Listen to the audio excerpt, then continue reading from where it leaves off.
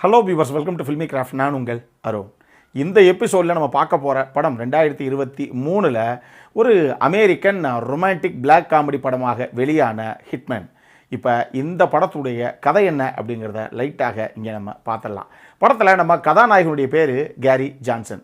இவர் ஒரு காலேஜில் ப்ரொஃபஸராக வேலை பார்க்கக்கூடிய ஒரு நபர், அதுக்கு ஒரு டெக்கி வேறு. இதனால் நியூ ஆர்லின்ஸ் போலீஸ் டிபார்ட்மெண்ட்டில் நம்மால் ஒரு அண்டர் கவர் ஏஜென்ட் அப்படின்னு சொல்ல முடியாது, அண்டர் கவர் ஆப்ரேஷன்ஸில் ஒர்க் பண்ணக்கூடிய கான்ட்ராக்டில் இருக்கக்கூடிய ஒரு ஸ்டாஃப் மாதிரி ஒரு ஆள். சரி, என்னதாங்க போலீஸ் டிபார்ட்மெண்ட்டுக்குள்ளே ஒரு ப்ரொஃபஸருக்கு என்ன வேலை இருக்க போகுது அப்படின்னு கேட்குறீங்களா? நம்மளுடைய வேலை என்ன அப்படின்னு பார்த்தீங்கன்னா, பொதுவாக இந்த போலீஸ் டிபார்ட்மெண்ட்டில் இன்ஃபார்மர்ஸ்னு ஒருத்தவங்க இருப்பாங்க. அதாவது எங்கேயாவது குத்தம் நடக்க போகுது, இல்லை எங்கேயாவது பொட்டலாக்கிட்டில் ஓட்டுறாங்க அப்படின்னா அந்த குற்றவாளிகளை அடையாளம் காட்டுறது தான் அவங்களுடைய வேலையாக இருக்குது. அந்த மாதிரியே எங்கேயாவது ஒரு க்ரைம் நடக்கிறதுக்கு பிளான் பண்ணிக்கிட்டு இருக்காங்கன்னு வச்சுக்கோங்க யாராவது ஒரு நபர். உதாரணத்துக்கு, அவனுக்கு எனக்கு எவ்வளோ ஒரு பகை தெரியுமா, இருங்கங்க எம்பிட்டு காசு செலவழிச்சாலும் பரவாயில்ல, அவனை போட்டுத்தலாம் விட மாட்டேன் அப்படின்னு எவனா நினைப்பான்ல, அவன் யாருக்கிட்டையாவது நமக்கு இந்த மாதிரி ஒரு ரெக்குயர்மெண்ட் இருக்குது, யாராவது ஹிட்மேன் மாதிரி இல்லை பெய்டு கில்லர் மாதிரி ஆள் இருப்பாங்களா, காசு நான் தர்றேன் அவனை முடிச்சு விடணும் அப்படிங்கிற மாதிரி சுற்றுவாங்க இல்லையா? இந்த மாதிரி ஆளுங்களை பற்றின இன்ஃபர்மேஷன்ஸை இந்த இன்ஃபார்மர்ஸு போலீஸ் டிபார்ட்மெண்ட்டுக்கு கொடுத்துட வேண்டியது. போலீஸ் டிபார்ட்மெண்ட்டில் இப்படி ஒரு இன்ஃபர்மேஷன் வந்த உடனே அவங்க என்ன பண்ணுவாங்க அப்படின்னா, நேராக நம்ம கதாநாயகனை கூப்பிட்டு விட்ருவாங்க. தம்பி பார்த்துக்கப்பா, மேக்கப் போட்டு போய் கிளம்பி போய் மீட் பண்ணிட்டு வந்துடு அப்படிம்பாங்க.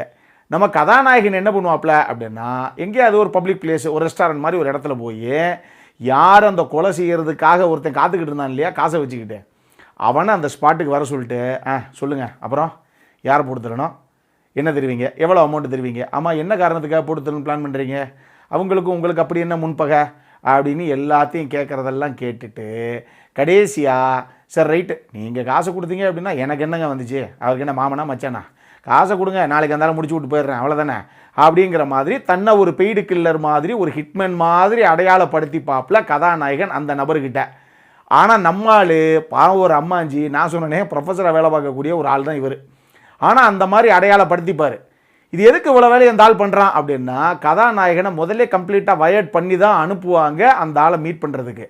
ஸோ இவங்க ரெண்டு பேரும் அந்த ரெஸ்டாரண்ட்டில் ஒரு டேபிளில் உட்காந்து பேசுகிறாங்க அப்படின்னா, இவங்க பேசுகிற மொத்த கான்வர்சேஷனும் போலீஸ் அங்கே டேப் பண்ணிக்கிட்டு இருப்பாங்க. அவங்க எல்லாம் ஒட்டுக்கிட்டே உட்காந்துருப்பாங்க, என்ன தான் பேசுகிறாங்க ரெண்டு பேரும்னு. இப்போ எவன் அந்த க்ரைமுக்கு பிளான் பண்ணானோ அவனே அவனுடைய வாயாலேயே இதுதான் எனக்கு அவனுக்கு பிரச்சனை, அதனால தான் அவனை போட்டு தள்ளுறதுக்கு நான் துடிச்சிக்கிட்டு இருக்கேன், இந்தாங்க $10,000 வச்சுக்க, எனக்கு நாளை காலையில் அவன் இறந்துட்டாங்கிற செய்தி மட்டும்தான் வரணும் அப்படின்னு எல்லாத்தையும் அவன் சொந்த குரல்லையே பேசி கொடுத்துருவான் இல்லையா? இவங்க எல்லாத்தையும் டேப் பண்ணிட வேண்டியது. கடைசியாக காசையும் கொடுத்துட்டானா கதாநாயகன், ஓகே காசு கொடுத்துட்டீங்கள, காலையில் பீச் ஓரமாக போய் பாடியை கலெக்ட் பண்ணிக்கோங்க அப்படின்ட்டு நம்மால் கிளம்பிடுவாப்பில். இங்கேருந்து கிளம்பி இவர் வெளியே அந்த ரெஸ்டாரண்ட்டை விட்டு வெளியே வந்தவன்னு தான் தெரியும் அந்த ஆள், இந்த பேசினா இல்லையா காசு கொடுத்து, அந்த ஆள் வெளியே வர்ற அடுத்த செகண்டு 2 போலீஸ் பெட்ரோல் வண்டி வாசல்லே போய் நின்று அவனை அங்கேயே விளங்க மாட்டி தூக்கிடும் போலீஸு. ஏன்னா இப்போ இந்த சம்பவம் நடக்கலை அப்படின்னா கூட இதே காசை வேறு யாருக்கிட்டையாவது கொடுத்து அந்த நபரை கண்டிப்பாக அவன் போடத்தான் போகிறேன். இதனால உன்ன மாதிரி ஆளுகளால் தான் க்ரைம் ரேட்டிங் இன்க்ரீஸ் ஆகுதுன்னு சொல்லி நேரம் அங்கேருந்து தூக்கிடுறது. அவன் எதையுமே சப்பக்கட்டு கட்ட முடியாது, ஏன்னா அவன் பேசின அவ்வளவுமே அங்கே ரெக்கார்டாக இருக்குது போலீஸ் டிபார்ட்மெண்ட்டில் உள்ள. அப்போ நேரம் தூக்கிட வேண்டியது. இதுக்கப்புறம் நீங்கள் எது பேசுகிறா இருந்தாலும் கோர்ட்டில் பேசிடுங்க அப்படின்னு நேராக கோர்ட்டில் கொண்டு போய் அந்த ஆள் நிறுத்திட வேண்டியது. இந்த வேலைகளுக்கு இந்த அண்டர் கவர் ஆப்ரேஷன்ஸுக்கு யூஸ் பண்ணுறது தான் நம்ம கதாநாயகனை யூஸ் பண்ணுறாங்க. இதுதான் நம்ம ஆளுக்கு ஒரு பார்ட் டைம் ஜாபு. இப்படி ஒரு தடவை முக்கியமான இதே மாதிரி ஒரு பயம் உள்ள க்ரைமுக்கு பிளான் பண்ணுது, நேராக போய் மீட் பண்ணி என்ன ஏதுன்னு பேசிட்டு வந்துடு அப்படின்னா, நம்ம கதாநாயகன் வழக்கம் போல் இவர் நான் தான் சொன்னேன் அம்மாஜி மாதிரி இருப்பாப்ல, பட் ரஃப் அண்ட் டஃப்பாக கிளம்புவார். அப்படி கிளம்பி போய் ஒரு ரெஸ்டாரண்ட்டில் காத்துக்கிட்டு இருக்கும்போது தான் அழகு பொதுமையாக நம்ம கதாநாயகி ஆப்போசிட் சீட்டில் உட்காடுறாங்க. நம்ம ஆளுக்கு ஒன்றும் புரியலை. இந்த அரண்மனை படத்தில் சந்தானத்தை லக்ஷ்மி ராய் பிடிச்ச உடனே திருடன் தான் அப்படிம்பாரு, அந்த மாதிரி நீங்கள் உட்காந்தா மட்டும் போதும் அப்படின்னு உட்கார வச்சு அந்த அம்மா கிட்ட கடைசியாக இவரையும் அறியாமல் அவங்க மேலேயே காதல் வயப்படுறாப்புல. அப்புறம் போன வேலையை பார்த்துட்டு வாயான்னா பொழுதுபோகம் பல வேலையை பார்த்ததின் விளைவாக அடுத்தடுத்து என்ன சம்பவங்களை நம்ம கதாநாயகன் அவருடைய லைஃப்பில் சந்தித்தார் அப்படிங்கிறது தான் இந்த படத்துடைய மீதி கதையை. இந்த படத்தை பொறுத்தளவுக்கு 2 கேரக்டரைசேஷன், 2 கேரக்டரு அது எந்த அளவுக்கு எழுதுனாங்கங்கிற விஷயந்தான்.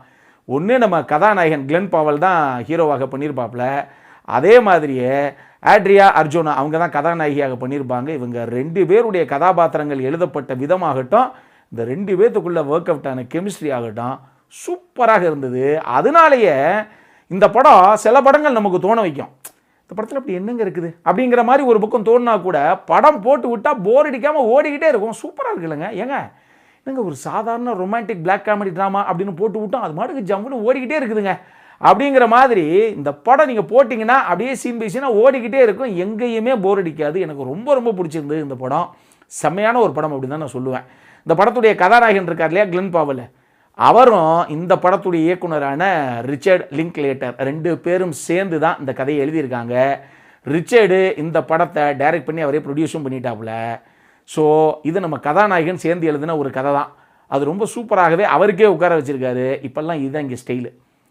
கன்னட இண்டஸ்ட்ரியிலாம் பார்த்தீங்கன்னா ஹீரோஸு அவங்களே கதையில் என்னென்ன பண்ணணுமோ எல்லா வேலையும் பண்ணி அவங்களே நடித்து டைரக்டே பண்ணிடுறாங்க. இப்போ அந்த மாதிரி ஒரு சம்பவம் தான் இந்த படமும். செம்மையான ஒரு படம் அப்படின்னு தான் நான் சொல்லுவேன். நம்மளுடைய வேவ்லென்த் ரசிகர்களுக்கு எல்லாமே இந்த படம் டெஃபினட்டாக ஒரு மஸ்ட் வாட்ச், ஹைலி ரெக்கமெண்டட் படம். ஜாலியாக ஒரு படம், 2 மணி நேரத்துக்குள்ளே ஓடக்கூடிய ஒரு படம் தான் இது.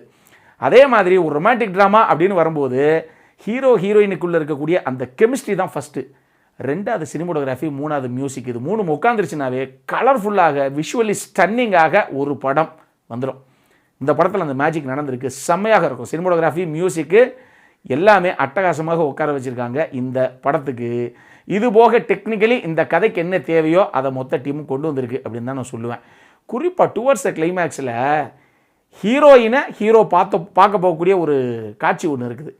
அது வெளியே ஒரு மாதிரி பிஹேவ் பண்ணணும், உள்ளே ஒரு மாதிரி பிஹேவ் பண்ணணுங்கிற மாதிரி ஒரு காட்சி அமைப்பு. நான் எதையும் இங்கே ரிவீல் பண்ணல, நான் சொன்னதை வச்சுலாம் உங்களுக்கு ஒன்றும் பெருசாக ஸ்பாய்லர்லாம் ஆகிடாது. அந்த சீன் பாருங்கள், செமையான ஒரு எக்ஸிக்யூஷனு. அந்த சீன் எழுதப்பட்ட விதம், ரைட்டிங்லேயும் சரி, ஸ்டேஜிங்கு, மேக்கிங்கு, இவங்க 2 பேருடைய பெர்ஃபார்மன்ஸ்னு எல்லா இடத்துலையுமே அட்டகாசமாக கொண்டு வரப்பட்ட ஒரு காட்சி அது. டுவர்ட்ஸ் த கிளைமேக்ஸில் நான் எதை சொல்கிறேன்னு அந்த காட்சி பார்க்கும்போதே உங்களுக்கு தெரியும், செம்மையான ஒரு சீன் அது. அடல் கானடை பொறுத்தளவுக்கு இந்த படத்தில் நிறைய சம்பவங்கள் இருக்குது, செக்ஷுவலி நிறைய சம்பவங்கள் இருக்குது. தயவு செஞ்சு ஃபேமிலியோட பார்த்துறாதீங்க. இது ரேஷன் கார்டு சம்பவம், அவ்வளோதான். ரேஷன் கார்டில் பெயர் எடுத்து விட்ருவாங்க, மைண்டில் வச்சுக்கோங்க. முக்கியமான மேட்ரு, இந்த படம் தமிழ் டப்பிங்கில் அவைலபிளாக இருக்குது. தமிழ் டப்பிங்கே சூப்பராக தான் பண்ணியிருக்காங்க. ஸோ தமிழ் டப்பிங் ரசிகர்களுக்கு டெஃபினட்டாக செமையான ஒரு படம் இது. ஜாலியாக 2 மணி நேரம் ஸ்பெண்ட் பண்ணுறதுக்கான ஒரு ஆப்பர்ச்சுனிட்டி. பார்க்குறவங்க சட்டு புட்டுன்னு பார்த்து முடிங்க. இதே மாதிரி இன்னொரு வீடியோவோட அடுத்த முறை உங்களை சந்திக்கிற வரைக்கும் இட்ஸ் அருண் signing off.